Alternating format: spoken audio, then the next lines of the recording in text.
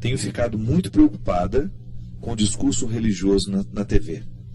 Muitas vezes escuto alguns líderes religiosos falando absurdos e tudo isso justificado em Deus.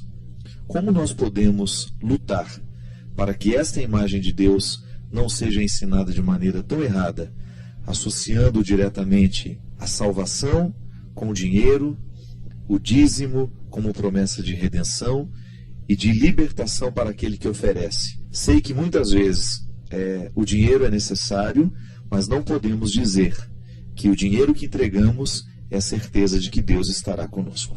Sério isso, né? Isso é sério, e a gente volta num problema do nosso Brasil, que é o problema da educação, né? O dia que a gente vê uma população um pouco mais educada, essas pessoas não vão prosperar, porque isso é mexer com a ignorância das pessoas, né? E as pessoas vão nas suas, né, enfim, numa simplicidade depreciativa aqui no sentido, e acabam dando esse dinheiro como se estivessem comprando um pedaço do céu, né? E usar a palavra de Deus, né, padre, é muito profundo e muito bonito. Usar o nome de Deus em vão é uma tristeza. Isso vale para todo tipo de discurso. Tem gente que usa Deus para dizer que o outro está condenado, porque a outra que usa aquele vestido está condenado, porque o outro que não sei o quê. Essa gente que às vezes tem termômetro de santidade de um lado ou de outro. Quem vem a essa igreja está salvo, quem não vem está condenado. E a gente se coloca como semideuses, né? E é muito triste isso. O discurso religioso ele tem que ser um discurso do acolhimento, né? Como o discurso de Jesus, né? O homem que encantava fazendo milagres, contando histórias. Com certeza. Outro dia eu estava vendo na TV um pastor fazendo uma pregação, né? E eu estava prestando atenção na maneira como ele estava conduzindo a história, e até que chegou um momento em que ele convocou o povo a fazer doações, né? E eu achei interessante porque ele usou uma expressão muito perigosa. Ele dizia assim: se você dar mais, Deus lhe concederá mais. O milagre e a graça está diretamente ligado ao valor que a pessoa oferecia. Isso é absurdo, porque a palavra nos ensina que Deus dá a quem Ele quer, como Ele quer e como quer, e o quanto Ele quer. O evangelho que nos ensina isso é aquele que Jesus conta do operário que mandou, que convocou os trabalhadores, aquele que trabalhou o dia inteiro, ele pagou o mesmo tanto para aquele que trabalhou 1 hora apenas, né? Aí um vem reclamar assim: mas como é que pode ser justo você dar o mesmo tanto que você deu àquele que trabalhou menos para aquele que trabalhou mal? Olha, o dinheiro é meu, eu faço com ele o que eu quero. A graça é minha. A graça é minha. E é interessante porque às vezes nós escutamos o discurso que contradiz essencialmente aquilo que nós sabemos sobre Deus e que foi revelado em Jesus. A compreensão de todo o processo, né, da revelação de Deus na história. Deus começou a se revelar na história desde que o mundo é mundo. E a capacidade do homem de compreender essa revelação sempre foi limitada. E é claro que quanto mais a gente avança na nossa capacidade de compreender as coisas, a vida, as ciências, maior será a nossa capacidade de compreender tudo isso. Então, Jesus é o ponto alto da revelação. Ele é a hermenêutica, é a partir dele que nós temos o referencial. Então, se isso contradiz o que Jesus ensinou, nós precisamos jogar fora. Tudo aquilo que é contraditório à palavra de Jesus, nós precisamos jogar fora, mesmo que ele esteja saindo da palavra de padres e autoridades religiosas. A igreja jamais vai ensinar uma verdade de fé que contradiz o que Jesus disse. E a palavra daquele pastor estava contradizendo o que Jesus nos ensina sobre Deus. Deus é amor. E aquele que ama, ama sem ter que explicar por que ama, né? Porque essa palavra está diretamente ligada ao processo da salvação. O evangelho que Jesus fala do homem que pagou mais a um ao outro. Quanto tempo eu preciso, né, para que Deus me salve, para que Deus me resgate, né? Isso é muito interessante, porque digamos que a minha mãe passou a vida inteira vivendo uma vida de obediência a Deus e de vida em Deus, e de repente aquele que não viveu nada, mas se converteu no fim, vai ter o mesmo prêmio. Eu não posso mudar isso, meu caro. Isso é o mistério do amor de Deus, é o mistério da graça. Eu até acho muito interessante, porque aqui na Canção Nova, nós sabemos que é uma obra que vive do dinheiro das pessoas, vive da bondade das pessoas. Mas o que eu vejo é que o grande volume desta participação está em produtos. A pessoa compra um livro, a pessoa compra um CD. Veja bem, é um instrumental para a vida daquela pessoa. Então, e sempre em preços muito populares, para facilitar com que as pessoas possam ter um produto que evangelize e ao mesmo tempo faça a obra continuar. Por que a gente não estuda um pouco mais Jesus de Nazaré, né? Por que as pessoas, quando falam, né, quando prometem, quando julgam, não olham um pouco a vida desse homem, né, desse Deus feito homem que ensinou tudo? O senhor disse de uma dessas parábolas desse homem que vai e que contrata funcionários e que manda trabalhar, que volta, mas quantos momentos ele tem que ele explica isso com o mesmo sentido? Aquele outro que está rezando lá, né, o fariseu se achando um santo, né, e falando do outro que está ao lado, ele rezando alto e falando do outro lá, não, eu não sou como esse pecador, não sei o quê, e o outro que se sente pecador, não, realmente eu sou pecador e baixo, né, e Jesus fala, quem está mais próximo do reino de Deus, né? Ou aquele outro que dá o dinheiro e faz aquele barulhão enorme para todo mundo ver, e aquela viuvinha que vai lá e dá aquilo que ela tem, que é o menor. Quer dizer, são ensinamentos tão bonitos e tão reais, né? O ensinamento do perdão, o ensinamento do acolhimento, o ensinamento da certeza daquilo que ele queria da vida e como ele tocava no coração das pessoas, como ele olhava as pessoas, né? Quer dizer, ser cristão é ser um novo Cristo, é tentar olhar para Cristo e falar assim, como é que Cristo agiria se estivesse aqui no meu lugar? Será que Cristo pisaria na pessoa dessa forma? Será que ele humilharia a pessoa? Será que ele enganaria uma pessoa assim? Será que ele prometeria alguma coisa que não é dele? Porque a graça não é nossa, né? Não é minha graça. Graça é de Deus. Sou eu não posso dar o que não é meu, né? E que está o importante de tudo isso, minha gente. Preste bem atenção em Jesus, descubra quem é Jesus, estude, mergulhe no mistério do Cristo, né? Você tem a palavra, você tem a sua fé, você tem a sua igreja. A igreja nos oferece o tempo todo oportunidades para que a gente conheça Jesus, através das práticas, rituais. Tudo isso é para nos levar ao conhecimento de Jesus. A vida de oração, a vida mística, ela nos ajuda a mergulhar no mistério do Cristo. É por isso que precisa a gente ler a palavra de Deus com duas intenções.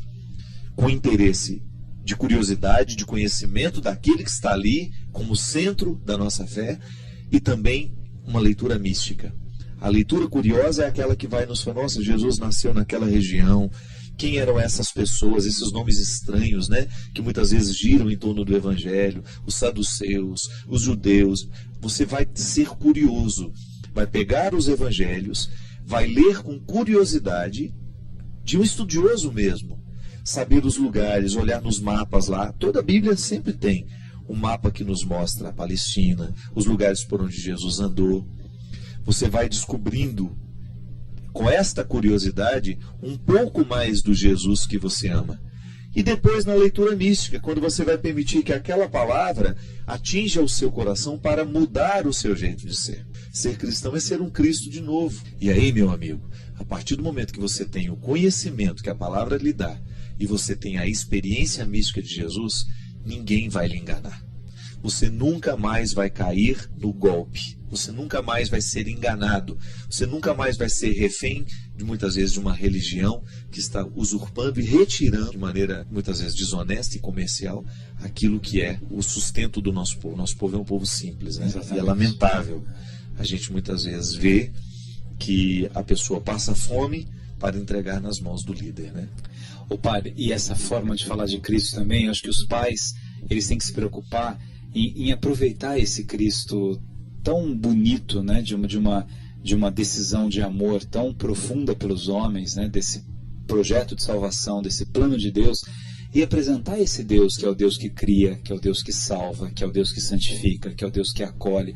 Não um Deus que tem um olho enorme e fica vendo se você colocou o dedo no nariz. Deus está vendo se você colocou o dedo no nariz.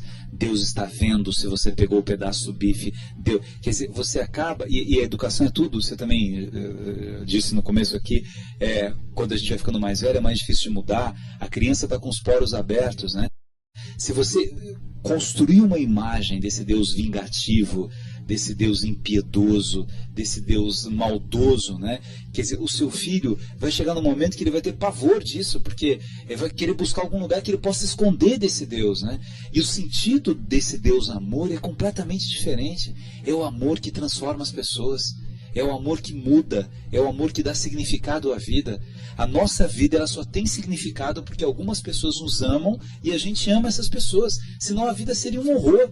Se você não amasse ninguém, você vai de um lado, do outro, aí você chega em casa, você não tem ninguém para ver, ninguém para ligar, ninguém para falar, ninguém para dizer aquilo que aconteceu. Você fala assim, mas que sentido tem minha vida? O que dá sentido à minha vida é o amor.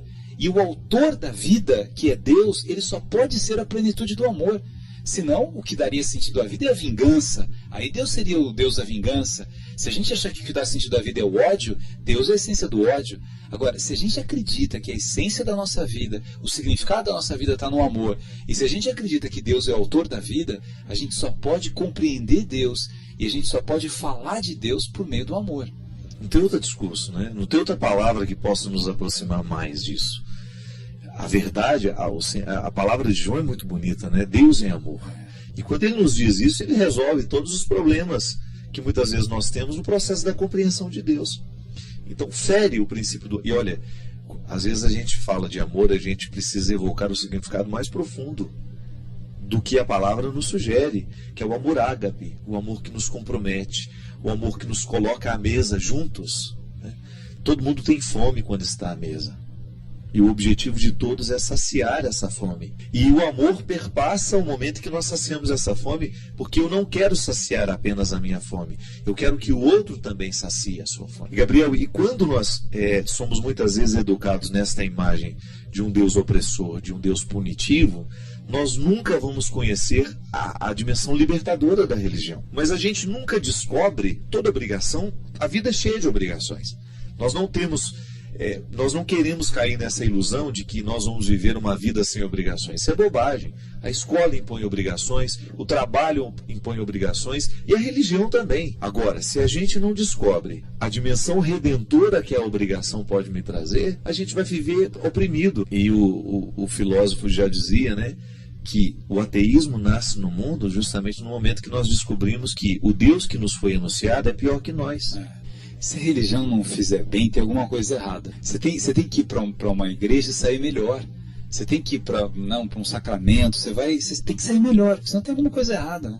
Você foi até lá, você foi à casa do pai, não é uma delícia a gente voltar para a casa da mãe, a casa do pai. Quando você chega na casa da mãe e do pai, a coisa está toda complicada, tem alguma coisa errada.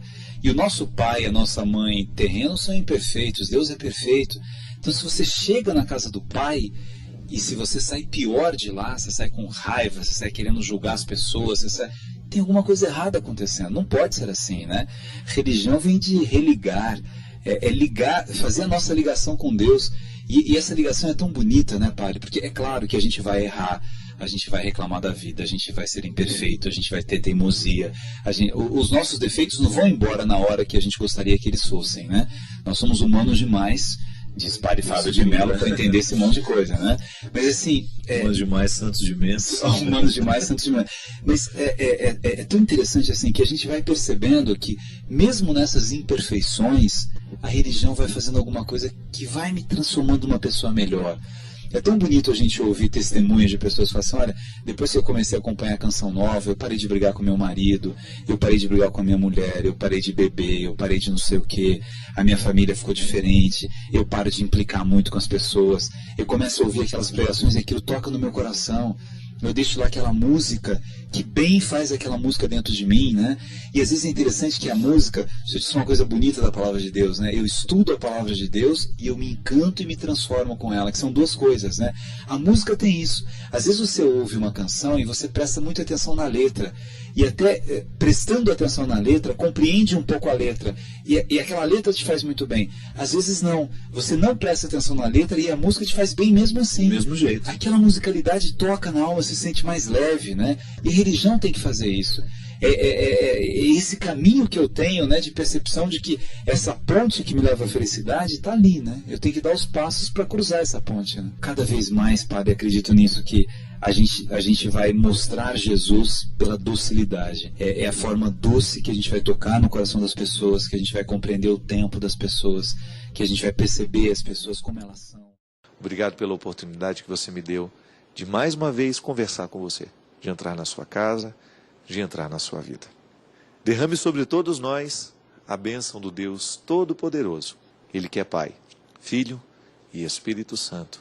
Amém.